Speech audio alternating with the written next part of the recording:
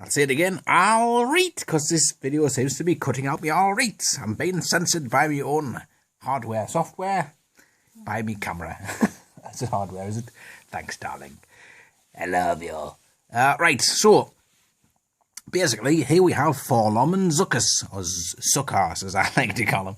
I don't know why, it just rolls off the tongue. A bit like small aeroplanes. I don't know either. Right, so as a kid, these were called Forlom and Zuckus, but you will know, it's common knowledge basically that they got the names wrong or whatever, but basically, it was a shock to us at the time when these came out. Then it was I'm confused, I'm sure, and you know, you doubt yourself as well, because obviously, you know, this was before internet was invented, or at least before we had it. You know, so I think we got a bit late, but, you know, I was like, well, how do you you can't just tap back into your memories without you know, it's not the Matrix, is it? You can't. You do. Am I coming across right? Does this sound as if it makes any sense?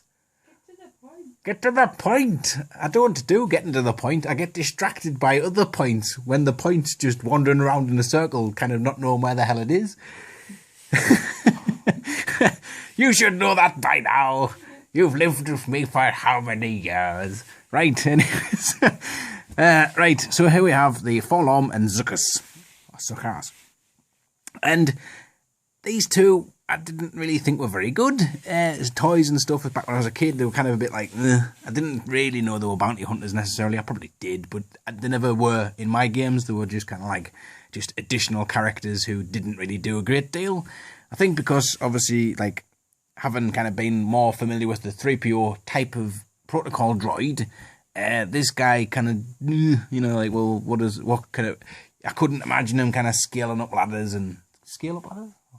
You just climb up them. Anyways, he wasn't a jumpy about, kind of rolling about character, and this guy was just a kind of fat guy. Well, he wasn't that fat when he took his coat off. Just like a kind of a weird looking guy in his pajamas, who I kind of always made a sand person, kind of like the Tusken Raider's brother or something. So that was kind of the games I played with these two. So anyway, getting back to right now, and we'll crack them open and have a look. Oh, now then. I must admit, as I've got older, I do have a much greater appreciation. I'm going to have to adjust this because that little fuzzy line on the bottom is getting right on my you know what. I do have a much greater appreciation for this character, or this design of character. This is kind of quite well represented in the way that his body looks all battered and bruised, and his head's quite new. So, am I right in thinking that this is kind of, I don't know, a similar thing that happened to 3PO in Attack of the Clones, where just some random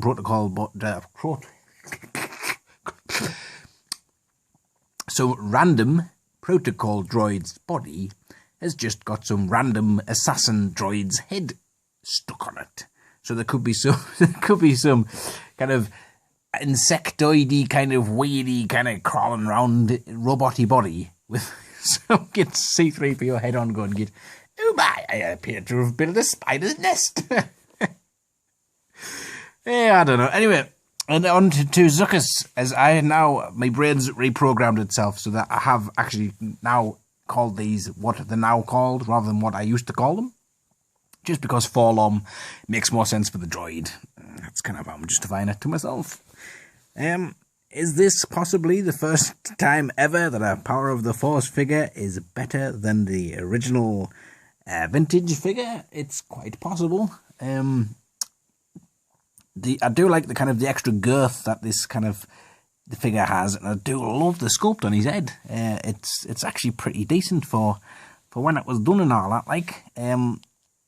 Tell you one thing as well, what's really sneaky is the vintage line used to do it where characters with capes and cloaks and stuff, the stuff underneath had detail on, which you kind of don't expect really, because you're not necessarily going to see that unless you just rip the stuff off. And this has got all sorts of detail underneath there. Look at them trousers. It almost looks a shame to hide them lovely trousers. Very Rio Blast-esque, aren't they? And the detail on his chest and stuff. It's a shame that the sleeves are kind of all sleevey, because I would cape on and everything. So, oh man, what are you doing? Oh, he's using his gun as a walking stick. That's handy, isn't it? So here it's quite nice. Yeah, I would say if you can't get the vintage ones and you want to kind of get all the bounty hunters, going down the Power of the Force route is probably going to be a nice, cheap, easy option, and you'll be able to get a nice mock and stuff. So we'll be kind of just out the oven, fresh and all that. So I don't mind these. I think these are pretty cool. I will kind of lay them to one side, and as I open the other bounty hunters out, we'll put them all together and have a look at the Power of the Force series bounty hunters. So catch us all in a bit. Ta-da.